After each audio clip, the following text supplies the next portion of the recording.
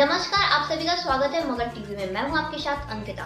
इस वक्त की अहम खबरों के मूल निवासी सभ्यता संघ के बैनर तले दिनांक 5 जनवरी 2025 ग्राम तेतरिया में शिक्षक मनोज पासवान के माता यशकाई गिरिजा देवी के शोक सभा का आयोजन। गुरुआ मगध टीवी अनिल कुमार की रिपोर्ट।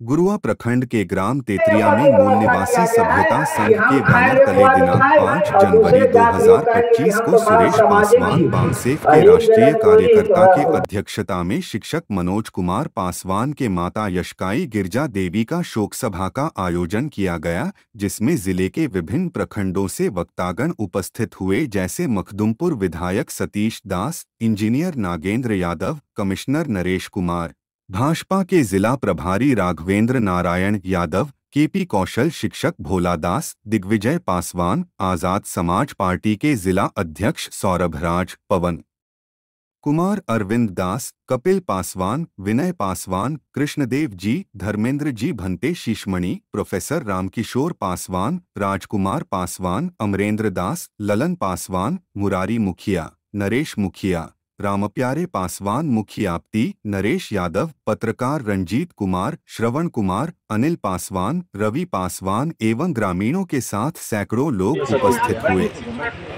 तो जब सोने की चिड़िया इस देश को कही जाती थी, मिथिलेश से मिले सभी, तो उस समय के शासक हम थे। मिथिलेश से मिले सम्राट अशोक से लेकर के राजा विद्युत तक की कहानी जब आप पढ़ेंगे तो उन्होंने गौतम बुद्ध की शिक्षा को जन जन तक पहुंचाने का काम किया। और उस समय का जो भारत, जिसमें श्रीलंका भी हमारे साथ था, इंडोनेशिया तक हमारे साथ था, पाकिस्तान हमारे साथ था, बांग्लादेश आज का तो हमारे साथ था, म्यांमार हमारे साथ था। कहाँ से यहाँ तक भारत का विस्तार इसी मगध सम्राट मगध से निकल करके बुद्ध की शिक्षा और शासन वहां तक पहुंचा था। और सबसे पहली बार जन कल्याणकारी राज्य की स्थापना हमारे लोगों ने किया। सबसे पहली बार जब आप मौर्य वंश के शासन को पढ़िएगा तो उन्होंने नगरीय व्यवस्था में जो डिसेंट्रलाइजेशन ऑफ पावर था उसको उन्होंने रेखांकित किया है। जब पाली और प्राकृत भाषा में जो उस समय जो लिपियां हैं, जो हमारे इतिहासकार ने जो पढ़ करके बताए, तो आप उसको विस्तार पूर्वक जान सकते हैं कि नगरीय व्यवस्था, कि वहाँ मेयर होगा, उनके काउंसलर होंगे, उनकी एक कमेटियां होंगी। आज के नहीं, ये हमारे ही शासक मौर्य वंश के शासन काल में व्यवस्था कायम है। इस मौके पर मौजूद राघवेंद्र नारायण यादव जी, इस मंच पर बहुत सारे बौद्ध भिक्षु भी आए हैं। स्वर्गीय वीरेंद्र अर्जक जी भी थे, सामने बैठे भोला जी, किशोर चावला जी, मुखिया जी और मनोज जी, जिन्होंने मुझे आमंत्रित किया और इन्होंने एक साहस हिम्मत जुटाया कि सिर्फ हम अपनी माता जी का धार्मिक सभा ही नहीं करें, उस पर विभिन्न विषयों पर अंधविश्वास, पाखंड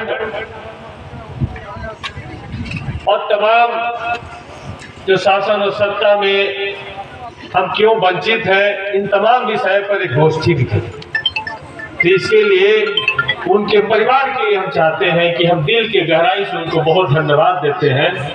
और मुझे भी उन्होंने बुलाने की साहस की, क्योंकि बहुत सारे मंच पे मुझे लोग बुलाने का हिम्मत और साहस नहीं करते। तो इसके लिए भी उनको धन्यवाद, उन्होंने मुझे बुलाने का हिम्मत और साहस की। और ये जनवरी का महीना है, ये अपने आप में महिलाओं के लिए सबसे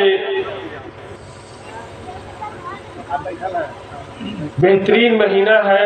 ये जनवरी का महीना, 1 जनवरी 1848 जिस दिन पहला महिलाओं का विद्यालय सावित्रीबाई फुले ज्योतिबा फुले ने बनाया, 3 जनवरी को सावित्रीबाई फुले 1831 में स्वयं ही जन्म ली, जिनके वजह से विद्यालय बन सका।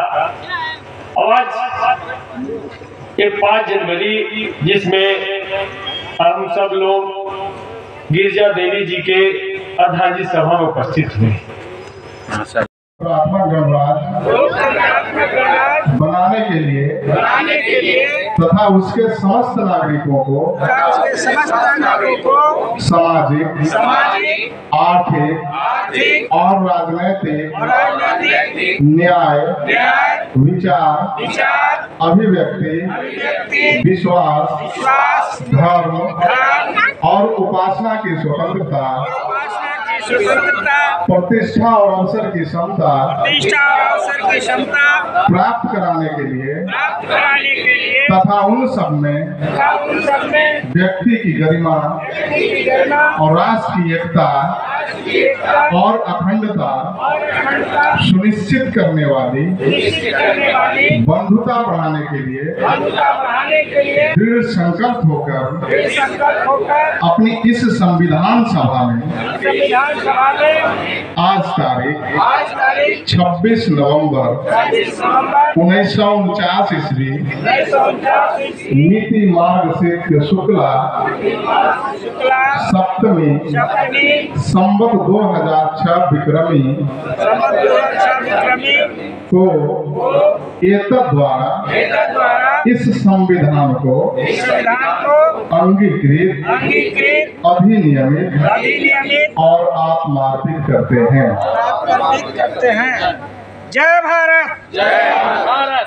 महान भारत की जय, महान भारत की जय, महान भारत की बाबा साहब, बाबा साहब, बाबा साहब। सभी अपने स्थान पर बैठ जाए।